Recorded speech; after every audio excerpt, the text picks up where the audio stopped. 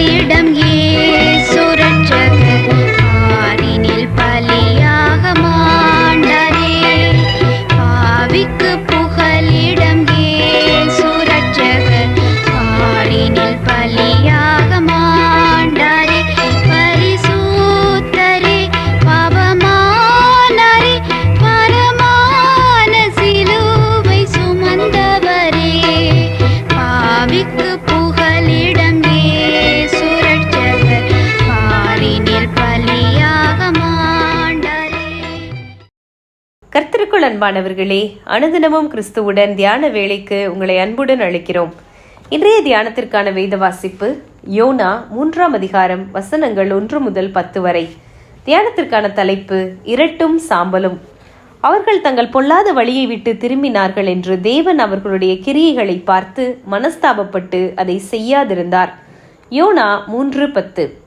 இந்த வருடத்திலும் மீண்டும் ஒரு லெந்து காலத்துக்குள்ளாக இன்று பிரவேசித்திருக்கிறோம்.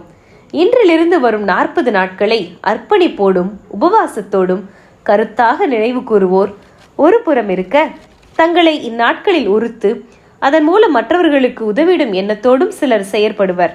அதே சமயம் இந்த தபசு நாட்களில் எந்த விதமான கொண்டாட்டங்களையும் வைக்க முடியாதே, இது எப்போது முடிவடையும், எப்போது உயிர்த்தெழுந்த பண்டிகையை கொண்டாடி இதற்கு ஒரு முடிவு காணலாம் என்று சலித்துக் கொள்வோரும் இருக்கத்தான் செய்கிறார்கள்.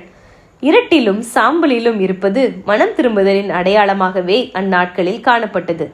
நினிவேயின் அக்கிரமமானது சாதாரணமாக ஒரு பாவமாக இராமல் தேவன் நினிவேயை அழிக்கும் அளவுக்கு அவருடைய பார்வையில் கொடுமையாக காணப்பட்டது.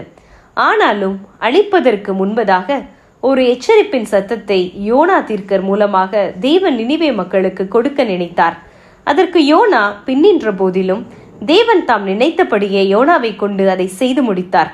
நினிவே மக்களுக்கு கொடுக்கப்பட்ட காலக்கெடு 40 நாட்கள் மட்டுமே.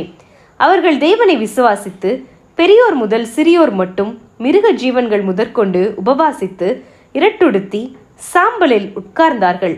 ராஜா கூட தன் சிங்காசனத்தை விட்டு எழுந்து இரட்டுடுத்தினான். அது மட்டுமல்ல, அவர்கள் தேவனை நோக்கி உரத்த சத்தமாய் கூப்பிட்டார்கள். தங்கள் பொல்லாத வழிகளையும் தம் கைகளின் கொடுமையையும் விட்டு திரும்ப நிர்ணயம் பண்ணி கொண்டார்கள். தேவன் இறங்குவார் என்று நம்பினார்கள்.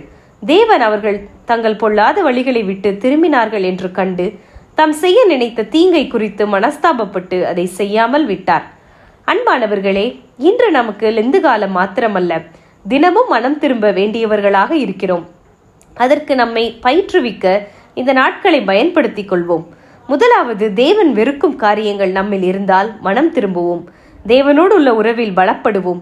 நமது வாழ்வில் தேவ நோக்கம் என்ன என்பதை உணர்ந்து கொள்ளும்படிக்கு அவருடைய வார்த்தையில் வேரூன்றி அவருடைய அன்பில் பெருகுவோமாக. நாம் தேவனுடைய கற்பனைகளை கை கொள்ளுவதே அவரிடத்தில் அன்பு கூறுவதாம். 1 யோவான் 5:3. ஜெபம் செய்வோமா? சர்வ வல்லமையுள்ள தேவனே, நீர் எங்களை உம் சித்தம் போல் வணைந்தருளும்.